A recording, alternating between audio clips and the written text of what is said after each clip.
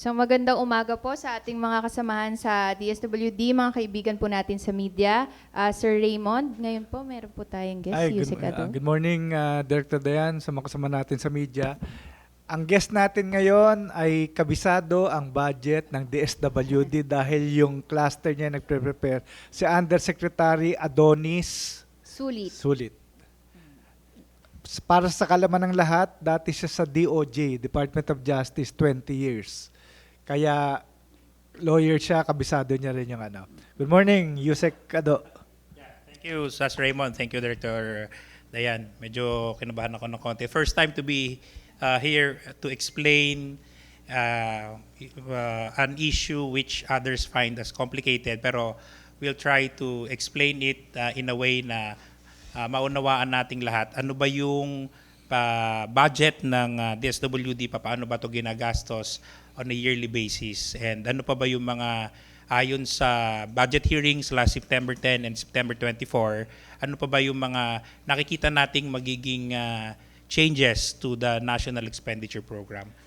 Sakto yung guesting niya kasi kahapon nag-deliberate yung Senate sa DSWD budget through yung subcommittee ng finance chaired by Senator Pia Cayetano. So ayoko i-preempt si Yusek Ado, presentation na niya, tapos may konting questions lang kami ni Director Dayan bago namin ibibigay sa inyo. Then after kay Yusek Ado, darating si Asek Irene to talk about yung preparasyon naman kay Opong. Opong hindi Ompong. Nagkakamali iba eh. Opong. Walang M. Sige. Sige, Yusek Ado. Yeah, thank you again, and to our friends in the media. Good morning, everyone. In 2026, the DBM provided the next slide, the National Expenditure Program budget level of the DSWD amounting to 223 billion, 202 million, and 248,000. So that's the entirety of the DSWD OSEC. So if you will read the budget, all the programs of the DSWD are under DSWD Office of the Secretary. So it includes the central office and the field offices covering all programs. Okay? And then for purposes of budget, included rin sa budget ceiling natin ang funding ng ating attached agencies, the Council for the Welfare of Children at 202 million, the National Authority for Child Care at 721 million, the National Council on Disability Affairs at 170 million, at yung PCUP, Presidential Commission on the Urban Poor at 130, the Juvenile Justice Welfare Council at 133 million. Sa structure din po ng budget ng DSWD, may supervised agencies tayo, meaning under their charter, they are attached under the Office of the President, but for purposes of operational efficiency, in 2018, under EO 67, two agencies were put under our supervision. The Presidential Commission for the Urban Poor, which will have 248 million, and the National Anti-Poverty Commission, which will have 363 million. So, if you will see the figures dito sa slide na ito, you'll see that everyone in the DSWD, all agencies in the DSWD, will have an increase next year. So, at varying amounts. So, syempre, the biggest of the gainers, as I would say, is the Office of the Secretary because of the number of programs that we implement. So, the DSWD increased by 2.57%, which amounts to 5.5 billion. So it looks very big, but we have to take note, yung pong increases were largely because of the increase in the number of workers, the regular workers, compared to last year.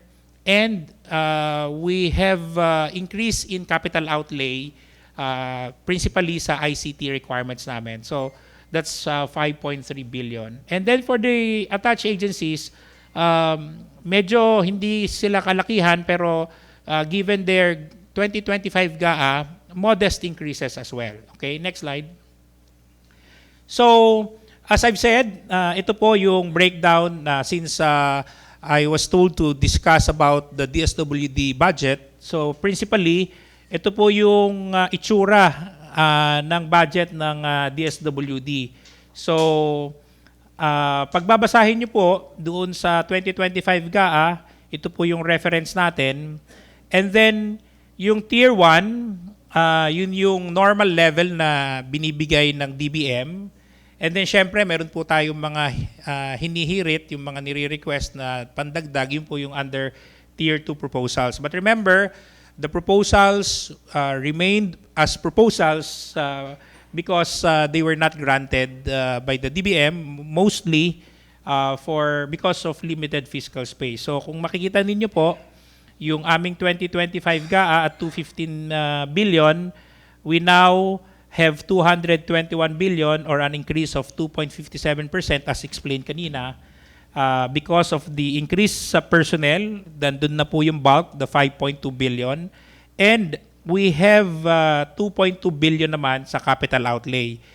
Pero makikita ninyo yung pula, yung maintenance and other operating expenses, bumaba po siya. So, bumaba siya, as I will explain bakit po siya bumaba. Okay, next.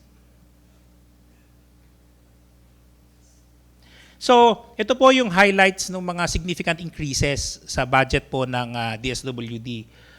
Unang-una, na-restore po at normal level yung budget ng Pantawid Pamilyang Pilipino program compared to the 2025 allotment or yung nasa GAA po. So, from 56.4 billion na pambayad sa grants, kaya po nasa MOOE siya, naging 100.4 billion na po for 2026. So this is enough to cover the number of 4-piece household beneficiaries within the program. And then sa gobyerno, you have the ISSP at yun po nagiging basihan ng DBM to provide for ICT investment. So we're fortunate that we were given 3.1 billion, although we will have some recalibration internally kasi titingnan namin kaya ba namin maubos yun all for ICT or may mga pangangailangan ba ang DSWD na hindi na pondohan because nga of limited fiscal space. So again, since it's ICT investment, it's all about investing in digital transformation, cybersecurity, and data-driven social protection. Tapos, lumaki rin po yung aming supplementary feeding program. So, by 930 million. Lumaki po siya kasi in 2025, we serve only 1.5 million children. But now, we will serve 1.89 million children. So, if you will multiply the cost of hot meals and the cost of the fresh milk, then supportive po yung bagong funding doon sa number of children that will be covered. So remember, yung pong aming supplementary feeding program, this is done in the publicly run child development centers or yung dati natin tinatawag na daycare centers. At saka yung pong mga walang child development centers, may informal place po sila, ang tawag ay supervised neighborhood place. So ito pong mga centers and play areas, they are administered or maintained by the local government units. So, meron ding mga minimal increases. Some of them are inflationary increases. So, sa darating pong taon, binigyan po ulit ang DSWD ng maliit na pondo. I think it's less than 7 million para po mag-develop ng social technology para doon sa anti-child enforced marriage and unions. So, again, this is a prevailing problem and pursuant to the law, kailangan po magkaroon ng social technology for them, meaning kailangan magkaroon ng social protection program. Doon po sa ibang mga media forum natin, ang sistema na very unique to the DSWD is that you develop a social welfare, social protection program through development of a social technology. Wala po sa ibang government agency na ganyan. So, meron din po tayo na increase sa policy and planning kasi simula po ngayong taon, matutupad na po natin ang commitment natin sa ASEAN na magpadala po ng tao doon sa permanent mission sa ASEAN. So, mayroon po tayong ipapadala na socio-cultural officer. Ang function niya po is really to coordinate the socio-cultural offices of the Philippines and cascade yung mga kailangan doon. Kasi sa 3 pillars po ng ASEAN, ang DSWD po ang in charge sa socio-cultural pillar at si Secretary Rex Gatchalian po ang socio-cultural community minister. So, doon naman po sa mayroon din po kaming foreign assisted programs na mapopondohan for next year. Ito po yung Philippine Community Resilience Project or yung naririnig nyo na siguro yung pagkilos. This is a World Bank funded program with the government counterpart. So sa ngayon, since inaayos pa yung documentation, wala pa siya doon sa budget ng DSWD, wala ka pa makikitang line item at this time. But once all the documentations are completed, then it will be found in the unprogrammed appropriations. Kapareho rin po yung refuel project. Yung refuel project naman po, this is also an acronym, Reducing Food Insufficiency and Undernutrition with e-vouchers. Ito po yung programa namin na susuporta sa Walang Gutom 2027. So yung pong foreign component, foreign assisted project, covered po ito ng ADB and the other multilateral partners. So, and then the other increases are for benefits of workers. And then meron po kaming ipinagagawa na Learning Institute sa Region 11. This is 2nd year already. At meron din pong Regional Disaster Warehouse sa Putotan, Iloilo sa Region 6. This is also 2nd year of implementation. So last year, they were given 50 million each. Now, they were given 50 and 30 respectively. Yusek, nandito rin ba yung budget para dun sa Mindanao Disaster Resource Center sa Butuan? Sa ngayon po, wala. Sa ngayon, wala. Kasi we have been requesting funding for the Mindanao Resource Center, Disaster Resource Center, kasi as explained sa inyo and maybe si ASEC Irene, meron po kaming Luzon, meron kami Luzon Disaster Response Center which is yung aming NROC sa Pasay. Meron din kaming Visayas na nasa Mandaue ba? Mandaue. And then yung pong MDRC, Mindanao Disaster Response Center, tatayo po yun sa Butuan. So wala pa po siya ngayon pero it's one of the good news perhaps for next year because based from informal and preliminary information, na-consider po yung request ng DSWD for next year, for the first year of implementation. So amounting to about 500 million. Yeah. So kung may increase, syempre, lagi pong mayroong decrease. So yung next slide po, yung pong notable reductions, makikita nyo, yung MOE kanina, di ba sabi ko, it decreased by 1.9 billion. And the 1.9 billion na decrease is a combination of the increases na sinabi ko sa previous slide and the decreases sa ngayon. So nag-break even siya. So principally, yung pong nabawas, yung pong aming protective service for individuals and families in difficult circumstances or ang principal program po doon sa PSIF na tinatawag, yung pong AIX.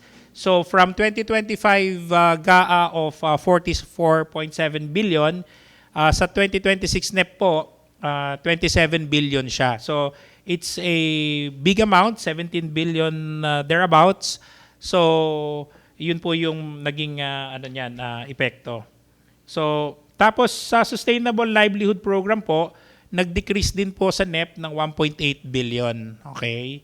So bakit po nagdi-decrease? Usually, pinakita po kanina yung Tier 1, si DFBM po kasi, ang budget preparation policy is that everything should emanate from the DBM. So kung magkano yung pondo mo, dapat DBM ang magsasabi kasi it went through a process. So, yung anything na nadagdag along the way after it left the DBM, madagdagan, makahirit tayo sa Kongreso, sa Senado, pagdating po ulit ng next year, ibababa ka doon sa DBM level. So, ito po yung reasons why, principally, why nabawasan.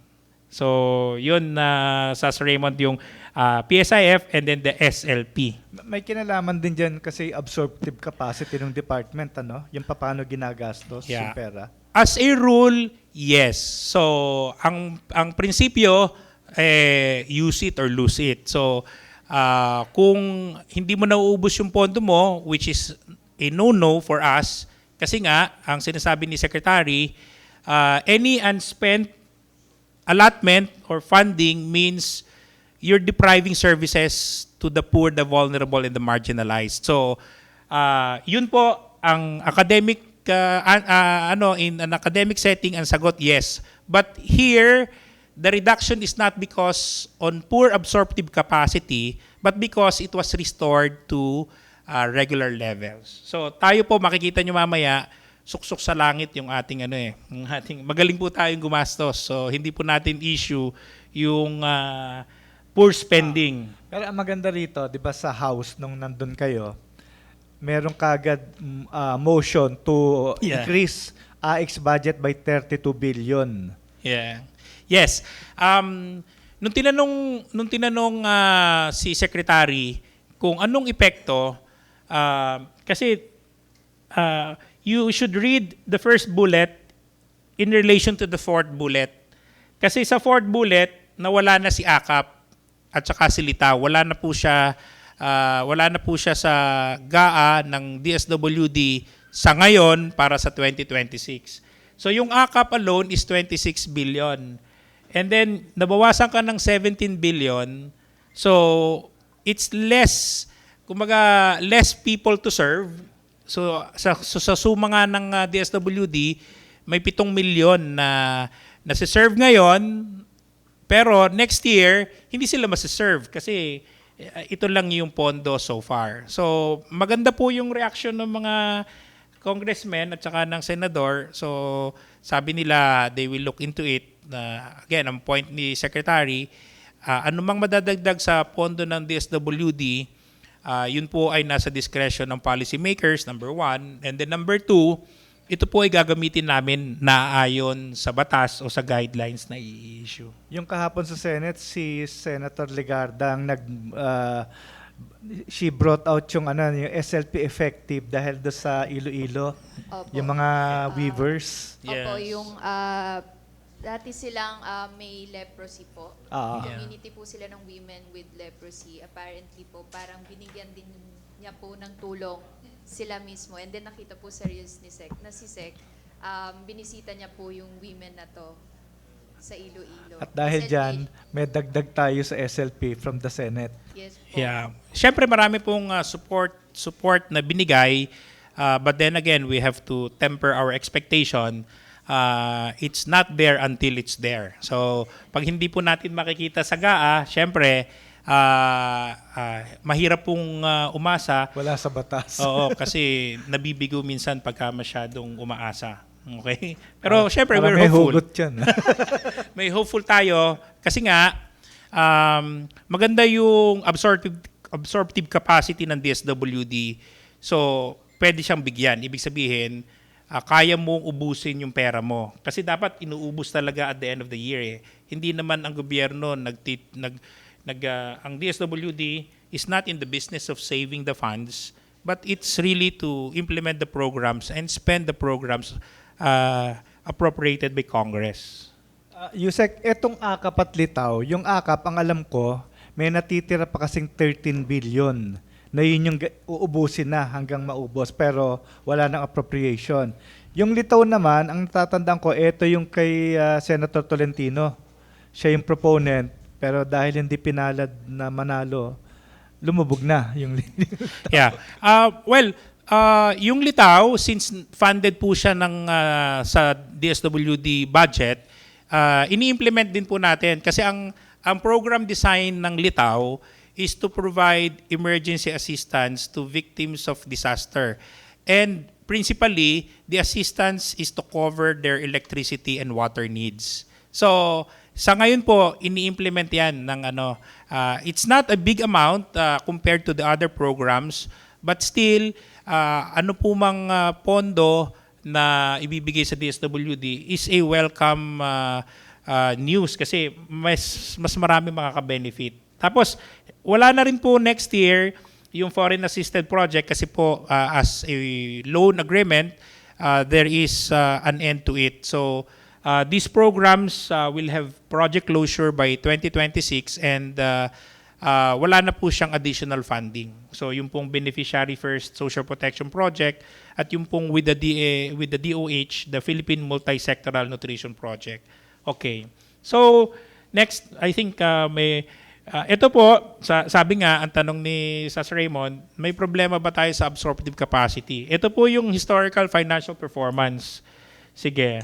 If you'll see, for 2023, ang obligation rate natin as of end of December of 2023 is 96.84.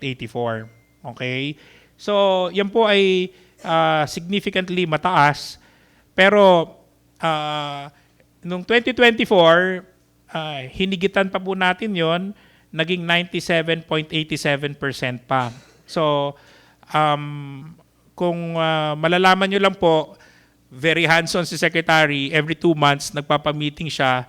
So, hindi makakapagbigay ng alibay yung mga programs bakit hindi umuusad yung mga programa at yung budget. Kasi pagka umuusad yung programa, syempre may karampatang expense or disbursement. So, and you'll note also that as of August 2025, for the 2025 budget, we're already at 83%, almost 83%. So, mayroon po tayong 3 buwan, hindi pa po kasama dyan yung mga disburse obligation at disbursement ng September. Mataas po siya relatively. So, bakit po mataas? So, the next slide would show, sino po ba yung contributory sa pagtaas ng paggastos ng pera ng DSWD. Itong 8 programa pa lang na ito, sila po yung prime movers ng ating good financial performance.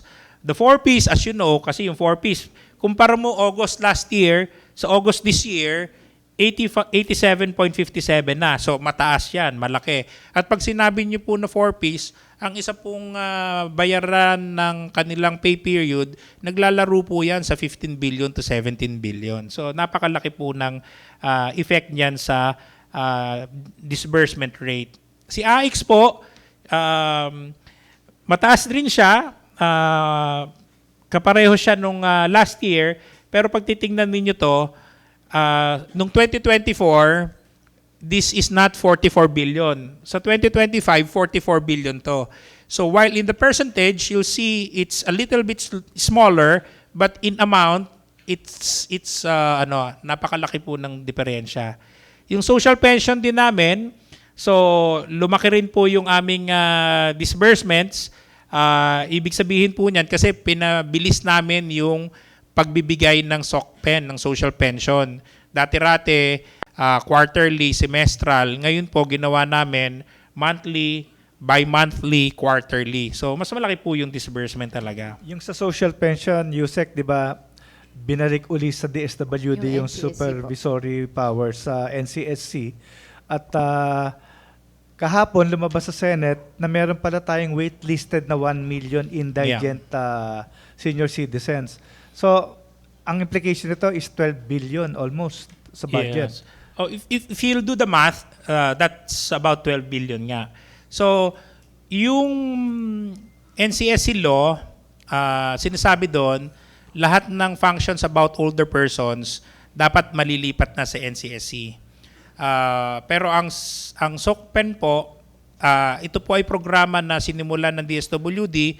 Ang pondo po nakalagak pa rin sa DSWD. So, ang ginawa po ng DSWD is to see whether the transfer of the SOCPEN to the NCSC will benefit the clients or not. So, alin ba yung mas mabuting approach? Malipat na siya ngayon o next year sa NCSC o manatili muna na nasa sa DSWD hanggang ready na ang NCSC. Pero yung Executive Order 96 did two things. One, it placed or it attached NCSC to the DSWD. And number two, there is a clear directive for DSWD to continue the implementation of the social pension for indigent senior citizens. So ibig sabihin, malinaw po sa utos po ng Pangulo, ipagpatuloy po ni DSWD ang pag-i-implement ng social pension sa ating pong indigent senior citizens. And hopefully, madagdagan ng budget. Yes. Para yung mga umaasa, matuloy yung pag-asa nila. Yes. Ang sinabi ni Secretary, ang institutional position ng DSWD, sana kung may pondo, if the budget will allow, will permit, gusto sana natin universal social pension. So lahat ng mahihirap, lahat makakatanggap. Pero sa social protection framework, operational framework, if you cannot do universal application, then you go targeted. So ngayon, targeted pa po tayo. Ang tinarget natin, yung mga indigents. So yung 4,085,000 na target natin ngayon na nasa GAA, as of latest count po, 1 million daw ang nag-iintay na pwedeng pumasok. But kaya ko sinabing daw, dahil hindi po dapat magkaroon ng false hope na makakapasok. Again, ang criteria po ng social pension is that you have to be poor. Marami pong, almost lahat ng program except for a few programs ng DSWD, nakabase po kung mahirap ka o hindi. At ang listahan ng mahirap, wala na po sa DSWD, nasa PSA and DepDev na po, yung dating NEDA, yun yung CBMS data. So pag dumating yung CBMS data, i-check ulit natin kung sino yung mga beneficiaries natin ngayon. Like for example sa SOCPEN, sa 4Ps, at saka sa Walang Gutom, titingnan natin sila ba ay nasa listahan ng mahirap. Sana nandun sila para patuloy yung pagsuporta sa kanila. Yung AKAP, sabi ni Sas Raymond kanina, sabi may 13 billion, but this is fast moving itong AKAP kasi nga on demand siya, economic crisis driven. So pag may nangangailangan, so talagang ibibigay mo. So we're expecting nga na by 2025 ubos din to eh. So hindi siya mag-continuing appropriation for next year. So ito, isa ring itong rockstar ng DSWD, yung Sustainable Livelihood Program. Kasi nga, pinaganda na natin ito, hindi lang siya one-time, big-time na pagbibigay ng puhunan, kundi may kasamang monitoring. And in the middle of the 5-year period, gagasolinahan ka pa kung ikaw ay sustainable talaga. So magandang innovations na ginawa under Secretary Gatchalian.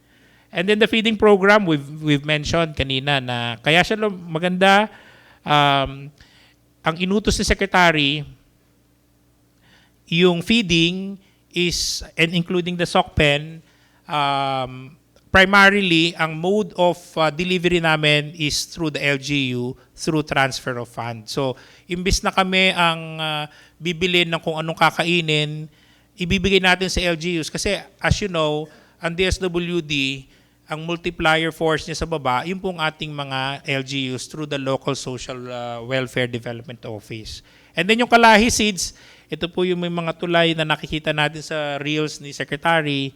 So, ito po, this is also very peculiar sa DSWD because ang program design niya, yung sub-projects na nagagawa nila, na-accomplish nila, maaring school, tulay, kalsada, what have you, is only secondary. The empowerment is the primary goal. So, nai-empower po through community-driven development kasi sila yung nagsabi kung anong kailangan nila, sila rin ang gumagawa actually. So, talagang there is empowerment to the max.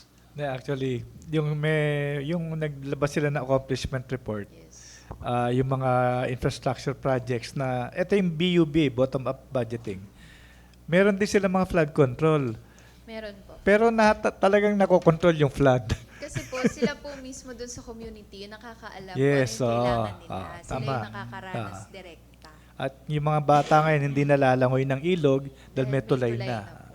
So yon yung mga, but of course, this only covers the small infrastructure projects. So this is not intended for yung multi-million kasi mayroon pong limit yung grants nila sa mga community. So may program parameters din po siya. But the bottom line is that these are examples that flood control projects, however small, will work because it's the community which identified and the community which monitored the implementation. And then yung pong aming centers and residential care facilities, as you know, mayroon po kaming 70 na centers, residential centers, mayroon din po kaming 7 na non-residential. Gumanda po yung utilization niya kasi yung cost of care po, kung magkano yung ginagastos kada client doon sa aming residential care centers, lumaki na po yan. Yung pong cost of care, nagre-range po yan 400 to 500. For example, if you're a child and the center caters to the children, then it's 400 per child per day. So, ganun, something like that. So, maganda po. Itong 8 ito, it's already 95% of our 83% na sinabi kanina. So, next slide. So, ito, makikita ninyo, kapareho rin ng DSWD, siguro it also bears mentioning na yung mga attached and supervised agencies ng DSWD, yung figures magpapakita naman na gumaganda rin naman yung kanilang fiscal performance.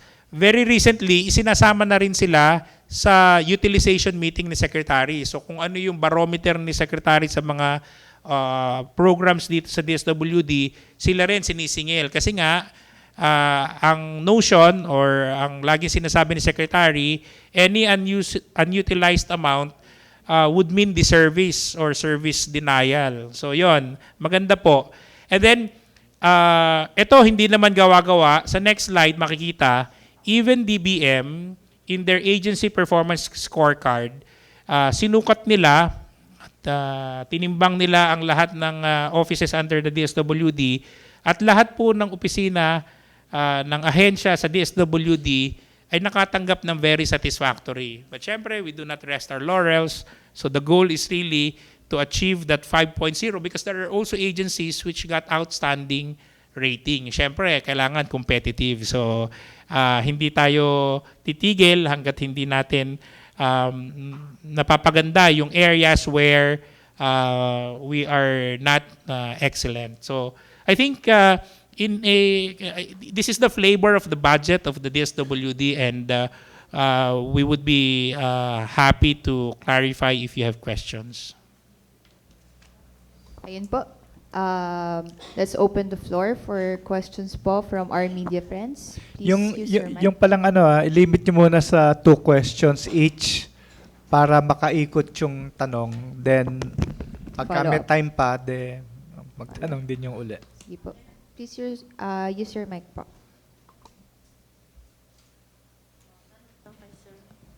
Good morning po, Morning. Angie De La Cruz, Filipino Star ngayon. Bumaba po ang budget ng DSWD para sa AIX next year. Sa pagbaba po ba, posible po ba na mabawasan yung serbisyong pinagkakaloob ng agency sa mga beneficiaries nito sa next year? Yeah. Yung serbisyo po, hindi bababa. Pero I think kung hindi madadagdagan, yung number of clients na pwedeng ma-serve, yun po ang hindi magmamatch. Kasi ngayon, at the average, ang AX po nagsaserve ng 6 to 6.6 million in a year. So, pero that is at the level of 40 billion, o 34 to 44 billion ngayon. Kung ito po ay 27 billion next year, syempre, hindi po natin mako-cover yung ganung kasing rami. Pero po yung menu of assistance, they are still the same. Nandiyan pa rin po yung mga medical assistance, transportation assistance, pero yung pong number of the beneficiaries that may be served, yun po for sure, liliit yun. Yung pong matatanggap ng per beneficiary, posible pong bumaba. Kung dati noon ay 10,000 hanggang 5 lang kayo, mga ganun po. Wala pa po tayo sa ganung level.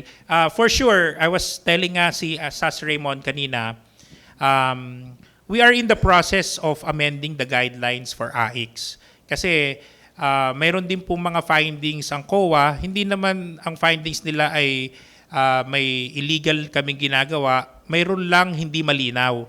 So ang sinasabi ng management is that pag nakita na natin magkano yung next year na pondo natin sa AIX, kailangan ayusin natin para hindi magkaroon ng kalituhan. For example, ang sinasabi nga doon, mayroon kang ceiling na 10,000 tapos 5,000 lang ang matatanggap mo. So, dapat hindi ganun ang maging feeling ng mga kliyente. But mabigyan ko lang ng stress. Yung po kasing amount na ibibigay, it's really up to the assessment of the social worker. So, kahit po ngayon, kahit ang maximum na cash assistance is 10,000, if in the opinion of the social worker assessing the case of the client, 1,500 lang, kasi may naririnig po ako na bigyan 1,500, 3,000. So, it's not actually a fixed amount. Pero syempre, kung ako ang beneficiary, ako ang client, I'd like to get din nga the maximum amount possible, lalo na kung multiple yung crisis na pinagdadaanan nyo. Meron po ba kayong data na magkano na lang yung budget ngayon ng AIX for the remaining 3 months of the year? Yeah, I think mayroon po yan, nasa sa transparency seal namin, makikita ninyo yung aming accountability reports. Makikita po doon kung magkano na yung, kanina, ang sabi natin, if you'll go as of, wala atang amount, percentage lang, no? Pero nasa transparency seal usually, kung ito, for example, yung AIX, it's 94.38% spent. So if you have 44 billion, you multiply it by 94.38, yun po, by August, yun na, yung difference nun, that's the balance. So yun yung, wala lang akong figures, but that's how you come up with the figures. Meron pa naman. And then, alam nyo, yung aming secretary, pag nagkukulang, laging nanghihingi kami sa DBM.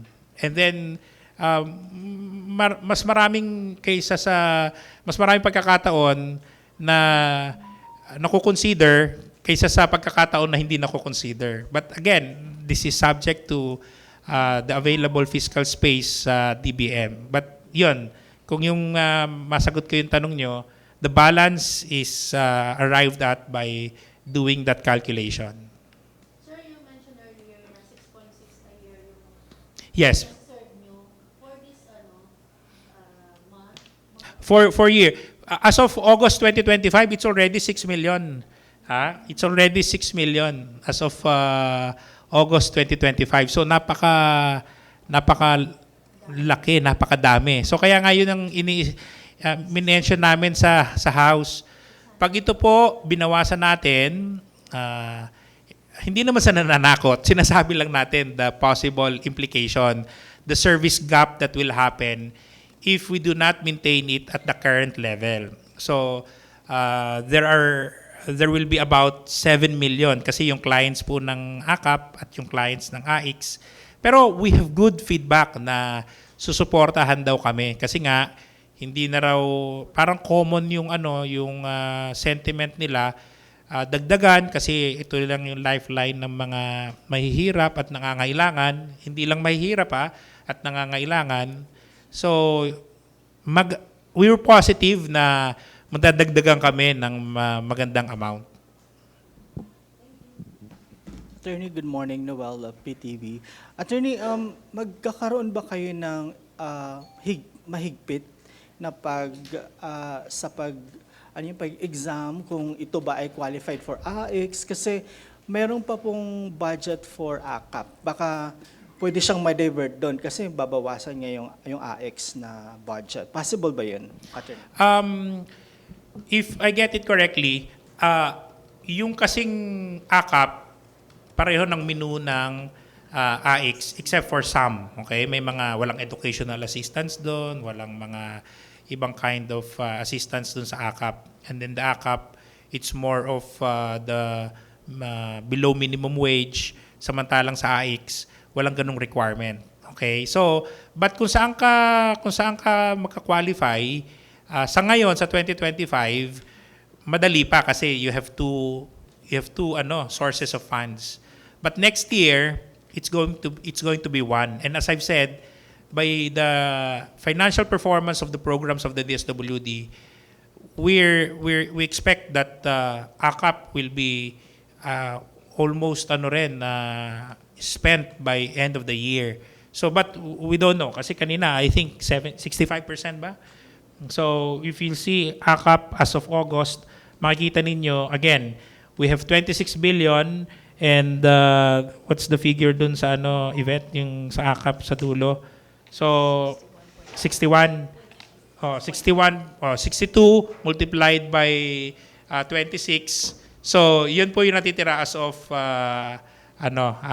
August 2025. So, but ang good news nga is that the common sentiment from the House and the Senate, wag na nating buhayin yung AKAP. Sabi nila, tapos dagdagan na lang natin si AX. Pero ang sabi nga ng department ni Secretary, we will follow kung ano yung lalabas sa GAA. Kasi we're just implementing agencies.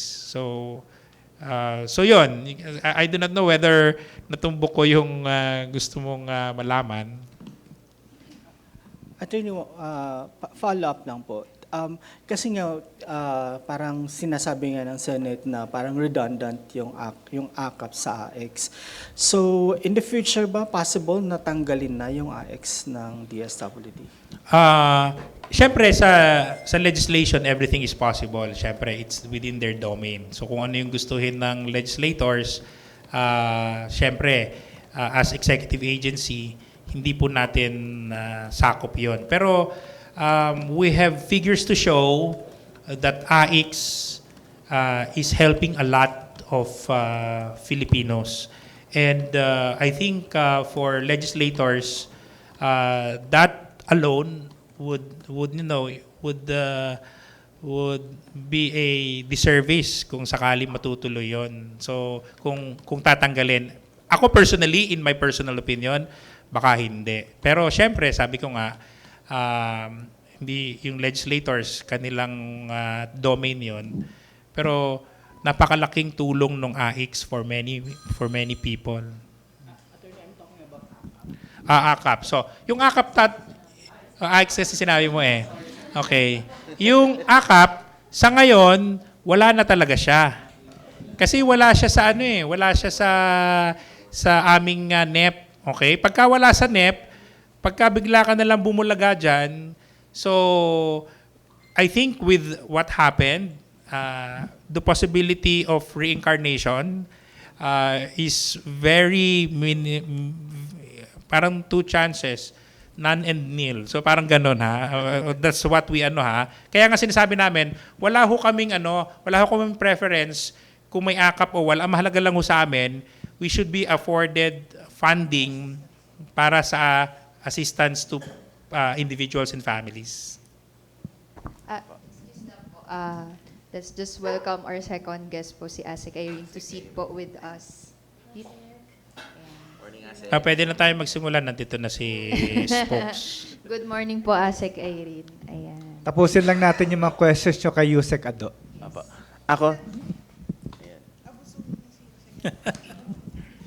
Sige, Paulo. Okay. Yusek, good morning po. Paulo Barcelon po from the Billionaire News Channel. Meron pong lumabas yung study ng Ateneo School of Government na sinasabi na marami pong mga programa for social services ang either tinapyasan ng budget or nilagyan ng mas malaking budget tulad nyo nga yung AKAP, MyFeed, AX, SUCs, and TUPAD. On the part of DSWD for 2026, given what had happened this year is an election year na ina-associate ng mga politiko yung aid sa kanilang pangalan imbis na ang talaga namang nag-i-implement nito is DSWD na national government. What steps are we looking at para po in the future mas maging ano na po, kumbaga parang hindi na siya, yung affinity ng tao, hindi na nasa politiko, kundi sa tamang implementing agency, which is the DSWD. Kasi kayo naman po talaga ang talagang nag-i-implement nito at so, excuse the term, medyo pa lang yung mga politiko natin sa labas. Yeah. It's actually a good question. I also read that report of the Ateneo School of Government. So, kanina I mentioned, we are currently drafting an amendment to the AIX guidelines. And we can copy from the good provisions of the ACAP guidelines, the Joint Memorandum Circular. So nandoon, in the early part of the guidelines, nandoon yung mga bawal kang umepal. Kasi pag magpe-payout na ang DSWD, hindi pwedeng may politiko. Okay? Hindi rin pwedeng mamimigay ka ng polyetos, ng leaflets and all. So I think that's a good deterrent. Kasi very strong ang, for example, yung NEDA on putting that provision na bawal ang politiko. Hindi lang politiko, yung hindi taga DSWD. Kasi baka mayroong, it's not to discriminate against politicians. As a rule, bawal talaga sa mga off-site payouts. Sa mga DSWD offices naman, so walang problema yon. So to answer your question, we agree and we support that it should not only be improper, but we should also avoid the appearance of impropriety na may mga nakikinabang na hindi dapat kumuha ng credit because it's taxpayers' money. It's government funds at hindi po yan pondo ninuman. So dapat ito po ay direktang pupunta sa mga humihingi ng assistance. So ang gagawin po namin yon sa bagong guidelines namin sa AIX, ilalagay po namin yon with specificity na bawal sila. Yung kung ano po yung nasusulat sa ACAP guidelines, that will also appear in the new AIX guidelines. Good morning po, Yusek. Yusek, for 2026 budget, yung fund ng AIX, kung sakaling hindi na siya tataasan, will cater for 3.6 million individuals na lamang. Ngayon, Yusek, yung 3 million, kasi ngayon, August pa lang, no, 6 million na kamo yung na-service ninyo. Paano po next year, yung 3 million na lalapit pa sa DSWD, ano po yung serbisyo pa na pwedeng i-alok sa kanila kung mawawala na po? Kung worst case scenario, hindi po pondohan. Well, ang lagi pong kung maririnig niyo si Secretary Jan, hahanapan namin ng paraan. We will ang sabi ko sinasabi, we will burn the bridge when we get there. So, pero seriously, mukhang mas malaki yung chance na madadagdagan siya. Kung nung isang araw nakita namin sa GMA News, sa online, GMA News lang kasi nakita ko eh. Ang sabi doon, yung Budget Review Committee ng House, naglaan sila ng 32 billion. So, syempre, these are deliberations, internal deliberations of Congress. But if you will have that 32 billion added to the 27, it gives us, more elbow room that will serve more than 3.3 million that you computed. Pero Yusek, ang hope ng DSWD is mapanatili lang ba yung fund or madagdagan pa yung AIX fund? Kung sakaling pagdating na ng BICA, ma-agree na madadagdagan, ano po yung talagang gusto ng DSWD? Ang gusto ng DSWD lagi is we have enough for all that seek for assistance. Okay? So, kung magkano po yun, syempre, nasa budget legislation stage na kasi tayo eh. The budget preparation stage or the budget preparation phase, which is the exclusive domain of the executive, tapos na po yung aming role. So ngayon, we are more of on the passive role.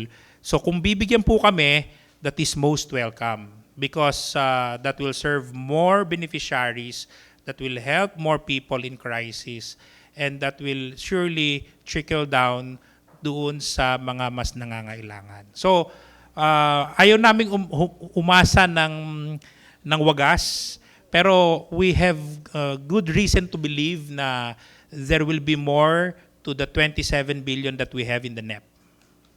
Yusek, yung maganda kasi ngayon, may pagkukuhanan na budget yung 293 It's flood billion control. na flood control. Kaya may pag-asa, malaki pag-asa. Yeah. Yes. Just one clarification lang po. For this year, for 2026, magkano po ulit yung 4-piece natin? 4-piece. Opo, It's for 4-piece. 112 billion. 100.4 billion is for MOE, 98.4 is for grants. So, essentially po, di ba last year parang nabawasan ng 50 billion if I'm not Yes. mistaken. So, are you happy with this development, sir? Na medyo malaki po yung itinaas. And siguro, Yeah. on your end, ano naman yung commitment natin na syempre the 4-piece is a rules-based form of social service or social aid. Hindi naman ito parang basta dole out lamang kasi this has very stringent guidelines, hindi po ba? Yes. Well, it's technically speaking, it's not actually an increase if we are to compare it to 2025 NEP. Okay? So, because in 2025 NEP, it's more than that actually. Okay? So, but compared to the 2025 GAA, definitely it's an increase. Okay? Pero ang punto doon is that mayroon po kasing fixed beneficiaries ito. So alam mo na at a given time, sabi nga ni Secretary, the grants are paid in arrears of 60 days. Kasi yung grants, we pay you if we verify that you complied with the conditions. We don't pay you if we find out that you did not comply. So that's why, ang tanong nga, bakit ba pabago-bago yung inyong number of beneficiaries served? Kasi nga po, hindi pare-pareho yung compliance rate. So ang goal natin, 100% compliance, but for some reasons, hindi nangyayari. So masaya po kami kung sa masaya. Okay? Kasi hindi namin po problemahin kung saan kukuhanin yung pondo. Kasi ang utos po ng Pangulo, nung nagpa-meeting po siya nung after na pumasa yung 2025, inireport po ni Secretary Gatchalian na mayroon po kami 50 billion na nabawas. Ang sinabi ni Pangulo, inutusan niya po ang DBM to provide augmentation at the appropriate time. Okay? And number 2, not to allow the happening of this reduction in the future. So dalawa po yung sinabi niya. So that's why hopefully sana sa 2026 madagdagan sana ang pondo, hindi mabawasan. Kasi pagka nababawasan po, medyo wala namang epekto sa grants. Lilinawin po namin, kahit po nabawasan kami ngayon, hindi po siya nakaapekto sa grants kasi po yung pagbabayad nga ng grants in arrears, okay? So compliance first and then payment. So pero we're doing some systems re-engineering. Ang gusto po ng DSWD, ang gusto po ni Secretary, after the compliance period, bayaran ka na kaagad. Hindi na natin kailangan mag-intay ng 60 days. Okay? So ang gusto niya, in an ideal situation, within 15 days from the end of the pay period, dapat bayaran ka na. So, yung pong mag-accumulate, hindi na po mangyayari yon. Pagka nangyari na itong systems re-engineering, kasi real-time ang bayad. Meaning, after the 2 months, babayaran ka na. Hindi ka na maghihintay ng 2 more months. So, we're doing a lot of systems re-engineering and syempre, we're following the lead of the Secretary kasi nakikita niya, si ASEC Irene, makikita rin natin sa umiikot siya, mas nakakaroon si Secretary ng first-hand information in addition to the reports and to the discussions that we have, yun, it's really a real life encounter doon sa mga beneficiaries, sa mga links. Kaya nga pagpunta niya lagi, pagbalik niya, may bagong learning, may bagong inuutos siya na, tingnan nyo to, bakit ganito to. So, it's a good thing. Actually, ako personally, this is the kind of head of agency na dapat meron. Talagang tinitingnan kung paano ini-implement yung mga programs. Kasi, and then kami naman, bilang mga executive officials niya, is to do our best to support him and to do changes or amendments in the guidelines, in the policies, so that we can improve our services. So yun yung ano namin. It's a good experience. Medyo napapagod lang yung iba except si Asek Irene. Kasi si Asek Irene, hindi napapagod yan eh. Kami napapagod kami. So yun. So the 4Ps, masaya kami. Masaya kami na sana ma-maintain. Siyempre, hindi namin alam hanggat hindi Pero malinaw yung mensahe ni Pangulo nung nag-report po si Secretary Gatchalian sa kanya. May isa lang po akong question na dagdag. Sa 2026, bababa ang budget for AIX. Pero madadagdagan ang budget for peace. Ano po kaya ang ibig sabihin nun? Mas effective ang implementation ng 4Ps kaysa AIX? Kaya nabawasan yung isa nadagdagan? Or kailangan talaga? Hindi po siya apple to apple comparison eh. Gaya na nasabi ko, hindi tumaas si 4Ps. Ibinalik mo lang siya. Okay? Ibinalik mo lang siya sa dapat niyang level. Okay? So, kasi kung mayroon pong CBMS data, yung 3 million namin ngayon, sana nakapuno kami ng 4.4 million. So, kung wala pong pangtustos daw sa 1.4 million, ayaw po namin tatanggap kami ng mga beneficiaries, tapos papaasahin dahil walang pondo. So, buti na lang, wala pang CBMS data. Pero, gaya po na nasabi ni Secretary, PSA has partially shared with us the list of poor and near poor, and it's about 3 million individuals and about 3 million households rather, and about 17 million individuals. We're waiting for the second batch of around 2 million households. So, and then thereafter, we'll do the name matching and the cleaning so that ready na kaming magtanggap ng panibago. Pandagdag, pamalit, pandagdag. So, whichever is applicable. Sir, habol lang din po sa akin. For 2025, sir, yung absorption o obligation rate po ng DSWD, are we seeing na mas mataas siya by the 97% noong 2020? Yeah, I think in my professional opinion, it's going to be higher. You know what contributes to this high absorptive capacity? It's really the monitoring by no less than the head of agency. We have meetings every 2 months to focus on how you spend your funds. So, kasi for example, kung may natira ka from previous year, dapat by June, ubos mo na. Pag hindi mo maubos, gagamitin po natin sa mga pangangailangan ng department. So, and syempre, following the relevant laws, rules, and regulations. So, yon. Yeah, syempre, ang gusto namin 100. Okay? I think it should be about 98, 99 eh. It should be 98, 99. Okay, last question. No more? Okay, sir. I think okay na po ang ating mga... So kung wala questions ng dyan. last question, thank you, Yusek Ado. Final words? Again, thank you sa ating strategic communications group for giving me this opportunity to provide, clarification about the DSWD budget.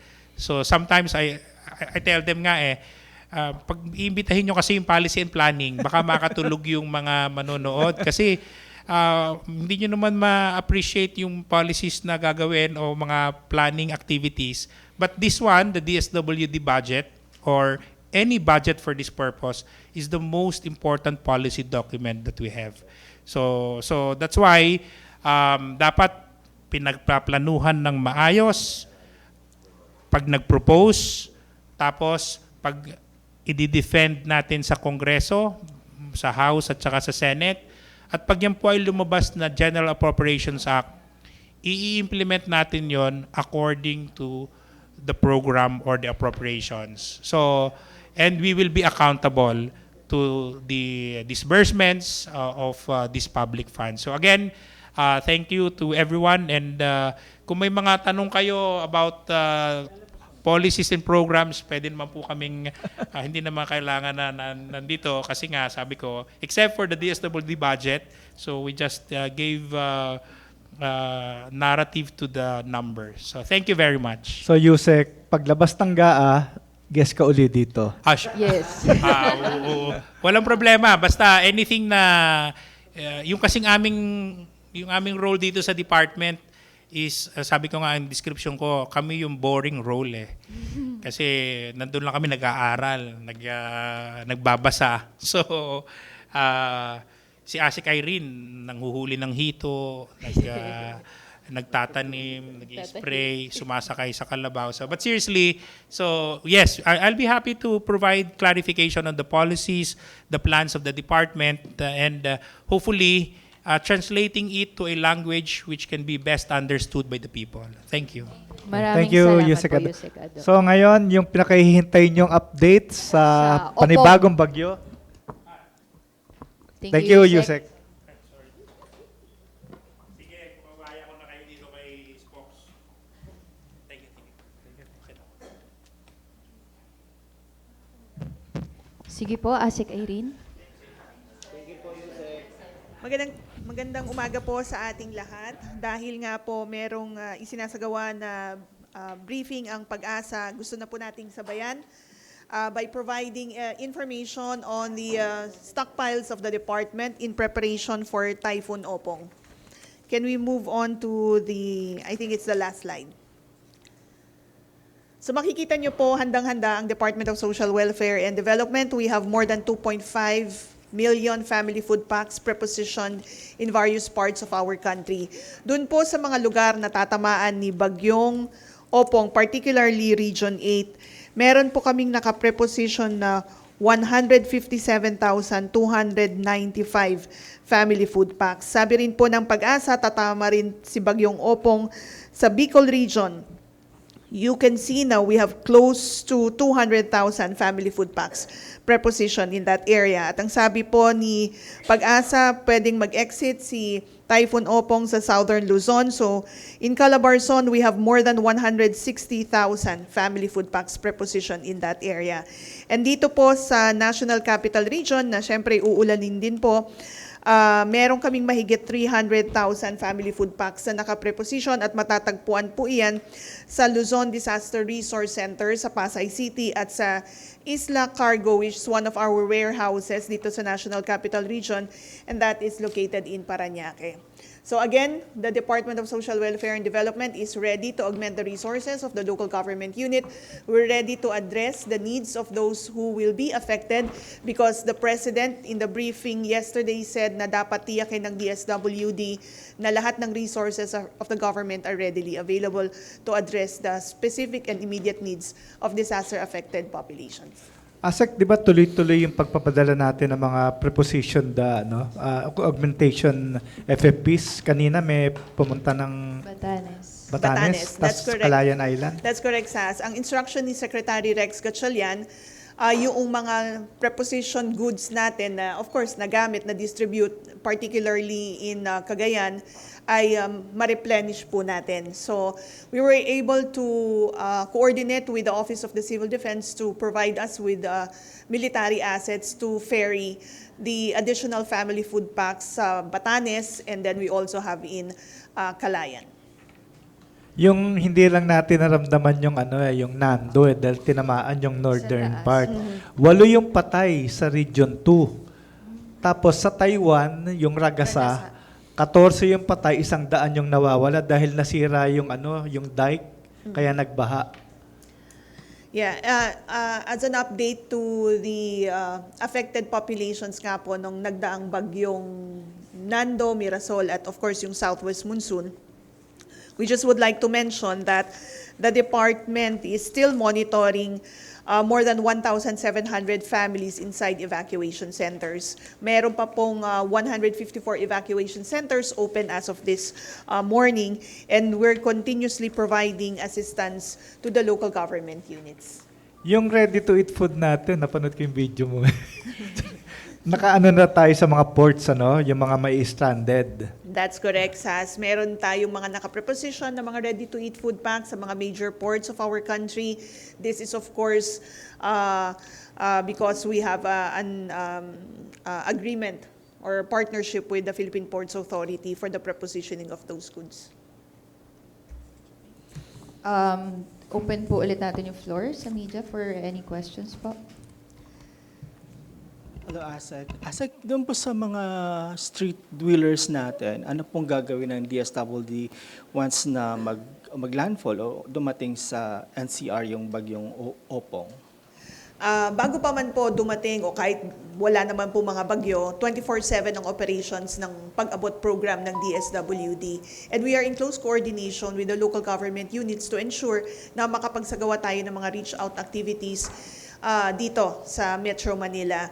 And yun naman ang layunin ng programa, no, na mailayo mula sa kapahamakan itong mga pamilya at individual na naninirahan po sa mga lansangan at mabigyan natin ng kaukulang tulong batay na rin sa assessment po ng ating mga social workers. So yes, we are in close coordination with the local government units to ensure that we continuously do reach-out activities. For example, meron pong ma-rescue kayong street dwellers. Pwede po ba sila doon? Kasya ba sila yung sa Pasay ba yun? Yung sa may Doon sa processing center natin. po? Yes, doon po natin dinadala sa processing center.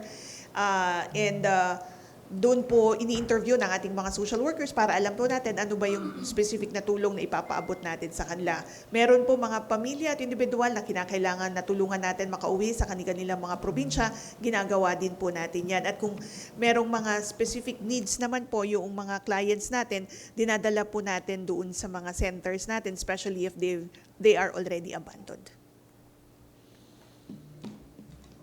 Ma'am, in connection to that, may directive po tayo na paigtingin yung reach out operations ngayong inaasahan kasi by Friday to Saturday maapektuhan, direct hit daw po yung Metro Manila. And pwede bang makisilong sila doon sa mobile kitchen sa Pasay, yung mga maaabutan po ng ulan na mga street dwellers?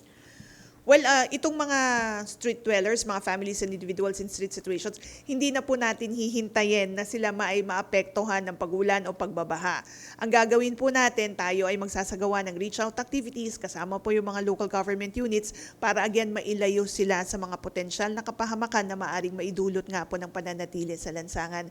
Ang gagawin po natin, makikipagtulungan tayo sa mga local government units and hinihikayat po natin ang ating mga kababayan kung may nakikita po kayo ng mga families and individuals in street situations, ipagpaalam po agad sa DSWD nang sa gayon kami po ay makapunta sa lugar, ma-reach out po namin sila. Vic Samintap.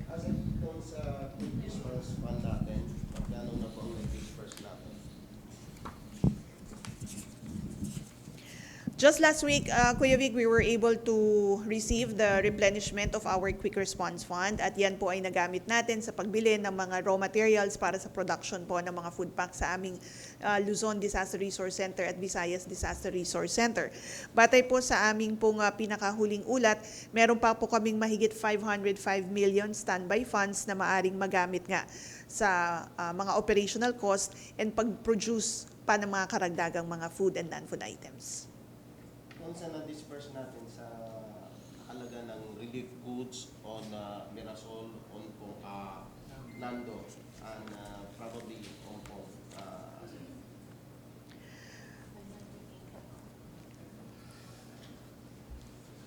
Yung total humanitarian cost po na naipaabot na ng DSWD ay nagkakahalaga na po ng mahigit 22 million pesos.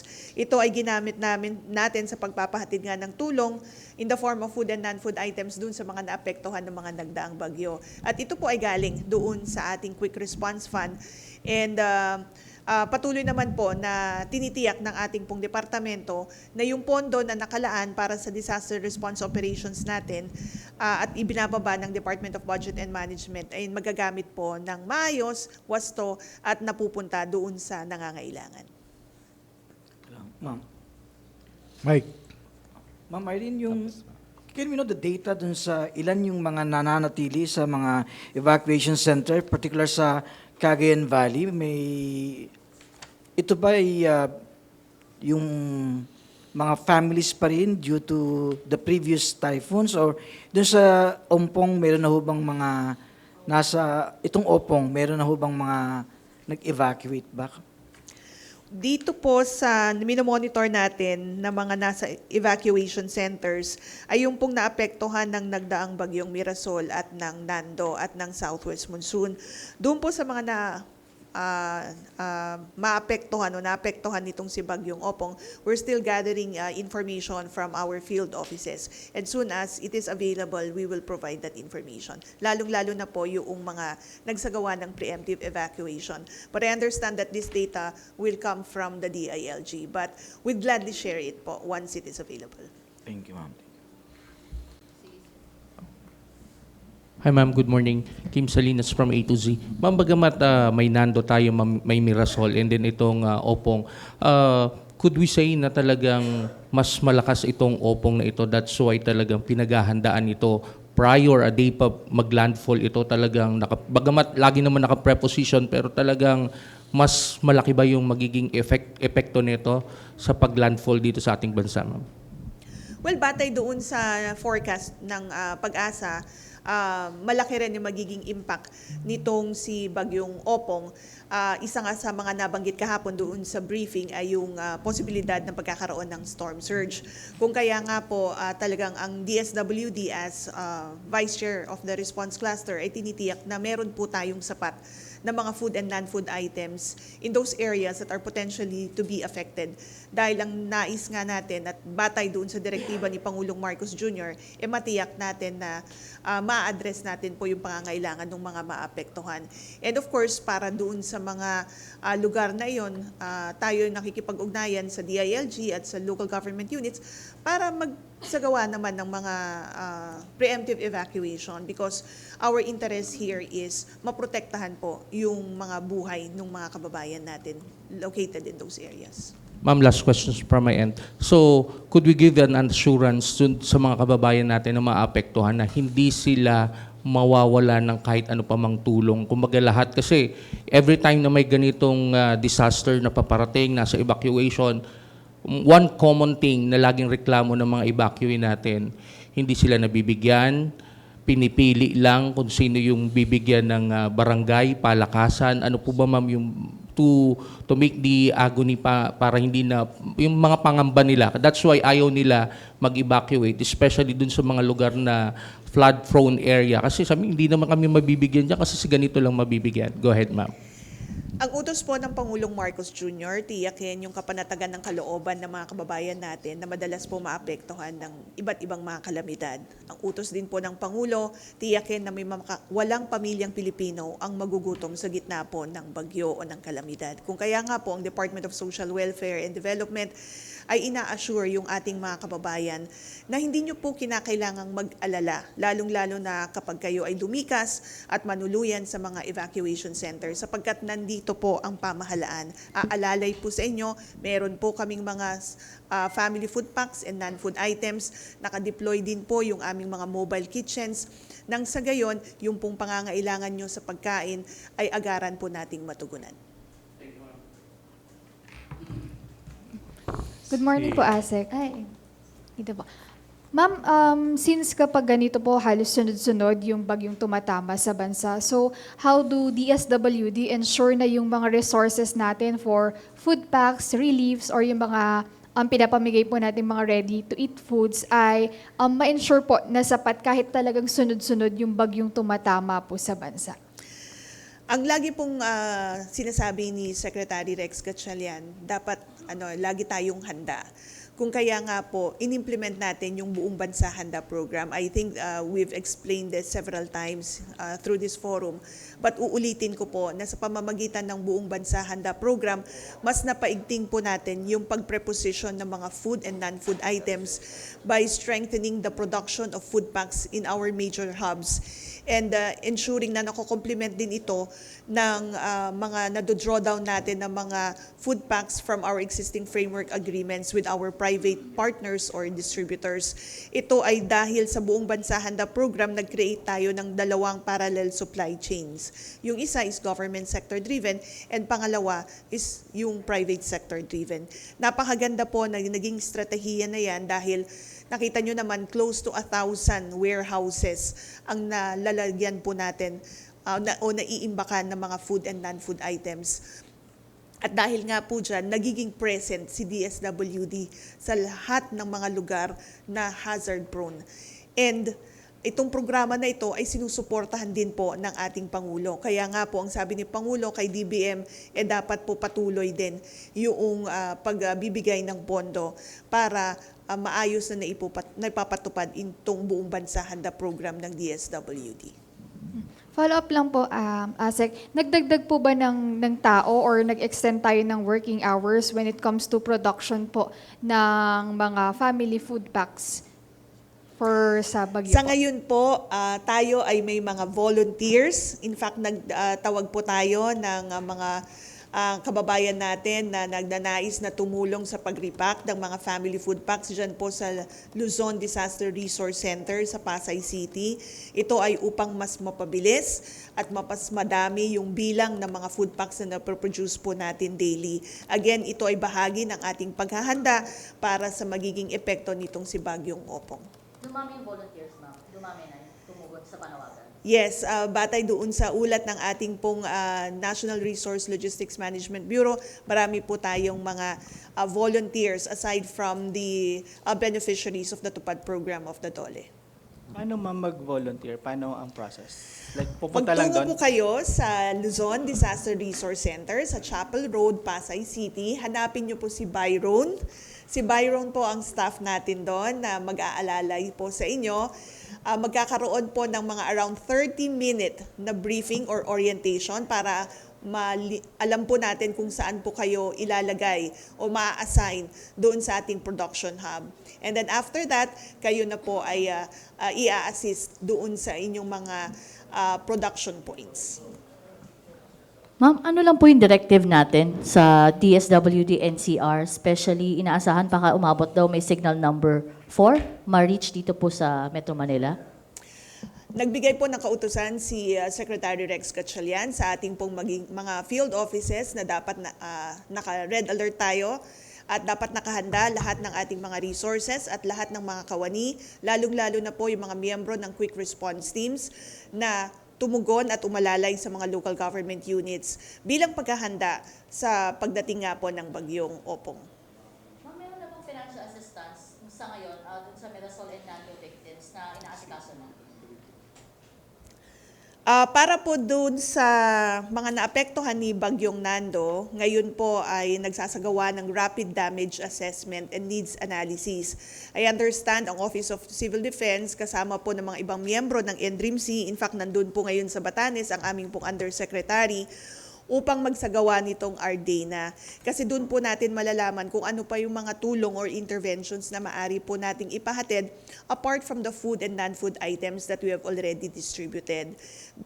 Kung kinakailangan po na suportahan natin ang early recovery ng mga pamilyang naapektuhan, gagawin po natin yan. Meron tayong programa, yung Emergency Cash Transfer, na kung saan nga po magbibigay tayo ng tulong pinansyal para masuportahan po yung early recovery ng mga naapektuhan na pamilya. Dito lamang po kasi sa ECT, meron tayong trigger dyan. Kinakailangan po na magkaroon ng declaration ng state of calamity para po ma-activate itong programa na ito. So this is something that we are also looking at.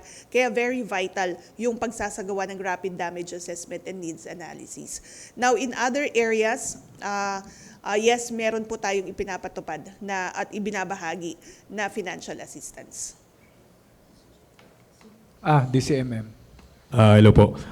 I believe signed into lang na po yung a state of imminent disaster, if I'm not mistaken. So, paano po yan? Nagtitrigger din po ba nun yung sa emergency cash transfer natin? Well, hintayin po natin na mabuo at maipasa yung IRR nung batas.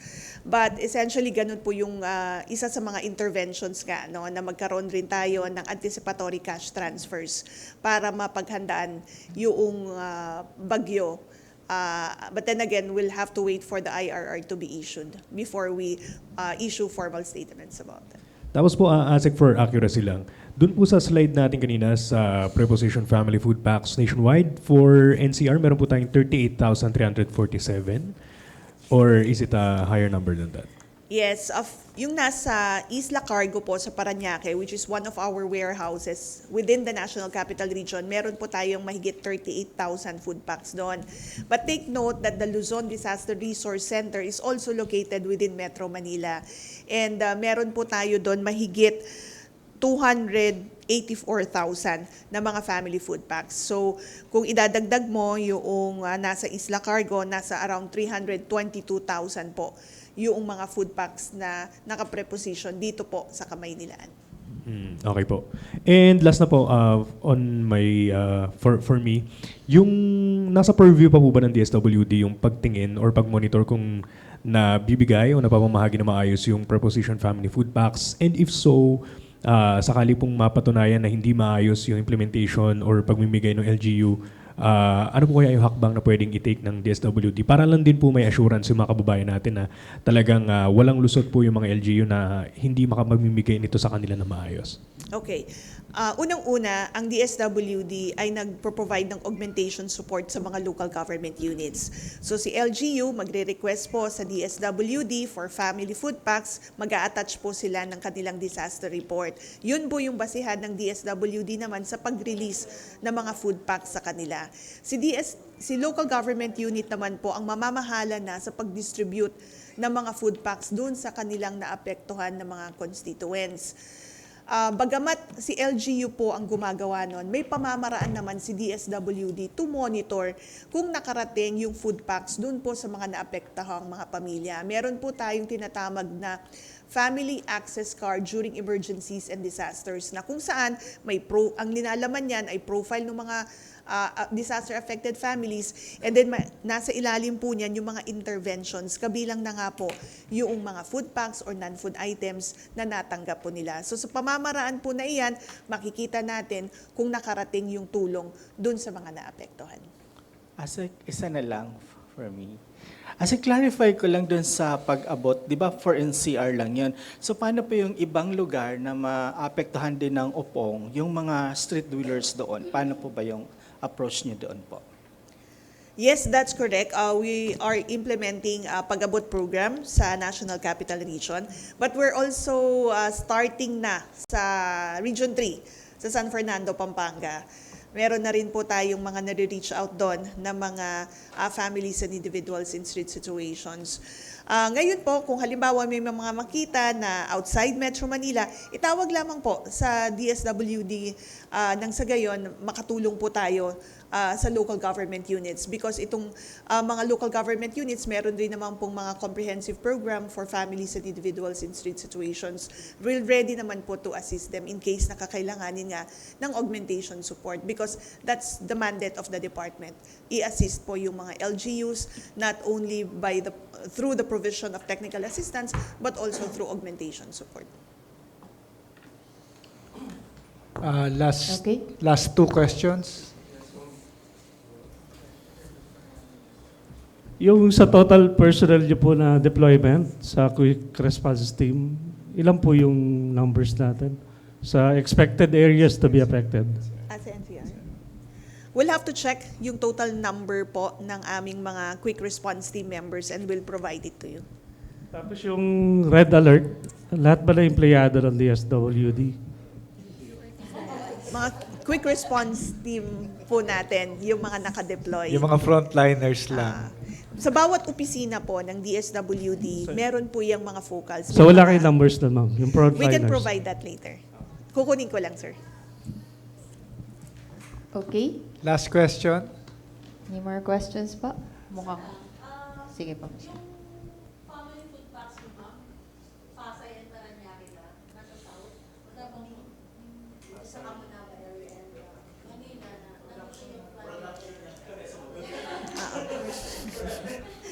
Yes. Yung production hub po natin, matatagpuan doon sa Pasay. Meron pa rin po tayong mga ibang mga warehouses. Gagaya ng nabanggit ko dito sa NCR, meron tayo sa Isla Cargo, sa Parañaque po yan. And then bandang north, meron din po tayong mga ibang mga warehouses.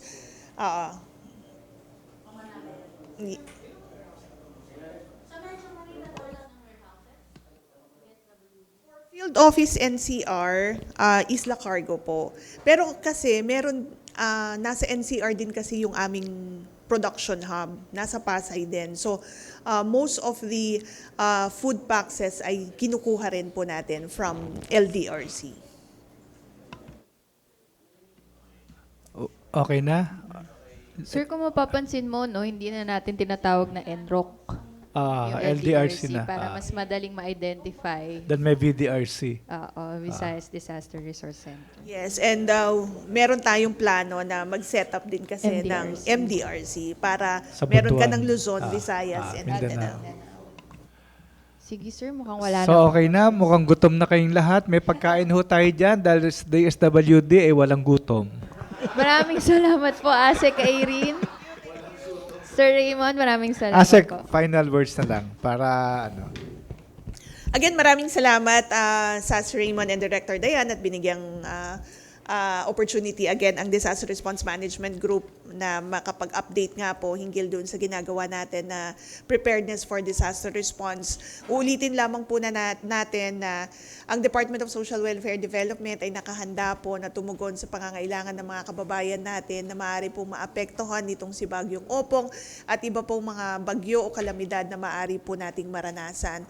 Ang utos po ni Pangulong Marcos Jr. sa DSWD, tiyakin na walang pamilyang Pilipino ang magugutom sa gitna ng kalamidad.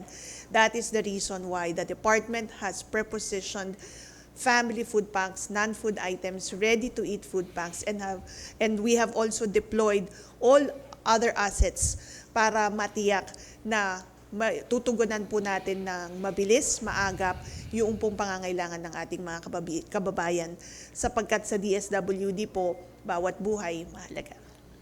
Thank you, Asek. At si Asek, lagi niyong pwedeng tawagan. Bukas lagi yung telepono niya. Lalo sa mga interviews sa TV, radio. Thank you, Asek. Director Maraming Dayan. salamat po sa ating mga kaibigan sa media, kasamaan po sa DSWD. So, see you week po next ulit. Thursday. Okay. Thank you. Maraming salamat po.